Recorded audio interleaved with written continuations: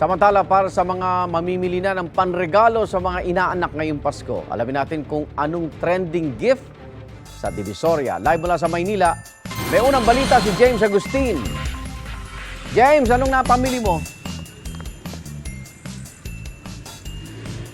Gang, good morning. Wala pa tayo napapamili, no? Pero marami na tayong mga naikot na mga tindahan dito sa Divisoria. Sabi ng mga nagtitinda, medyo matumal pa raw ngayon, pero inaasahan nila na lalakas yung bentahan na yan simula sa darating na weekend. Pero marami tayong mga kababayan na ngayon pa lamang ay namimili na dito sa Divisoria ng panregalo para sa kanilang mga inaanak. Mahigit 20 ang inaanak ni Marivic kaya ngayon palang nagtungo na siya sa Divisoria para mamili ng mga panregalo sa darating na Pasko. Mas mura po kasi dito, saka para po namimili na po ako para maluwag ang biyahe. Kasi pagdating po ng akin silang December 6 second. Oh, ano mga hinahanap niyo po?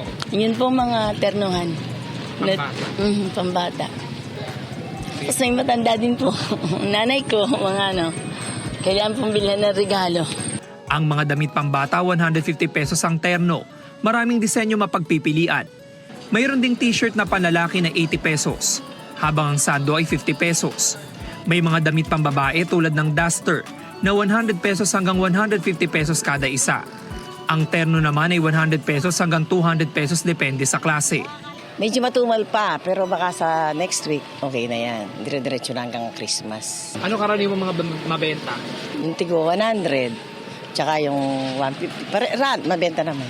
Siyempre hindi mawawala sa listahan ng mga laruang pambata na 25 pesos ang kada isa. Marami mapagpipilian mula sa mga laruang kotse, truck, hanggang sa mga kitchen at cooking set.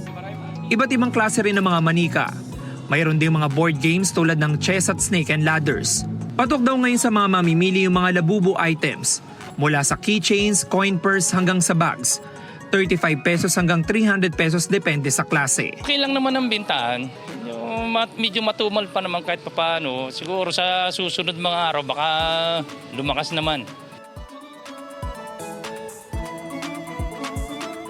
Samantala, Igan, bukas na 24 oras yung ilang mga stalls dito po yan sa Divisoria. Siyempre, para sa mga kapuso nating mamimili, wag lamang po kalimutan, hindi lamang yung inyong mga budget, maging yung mga skills sa pagtawad dahil pwedeng tumawad po dito, lalong-lalo na yung mga marami yung bibilhin.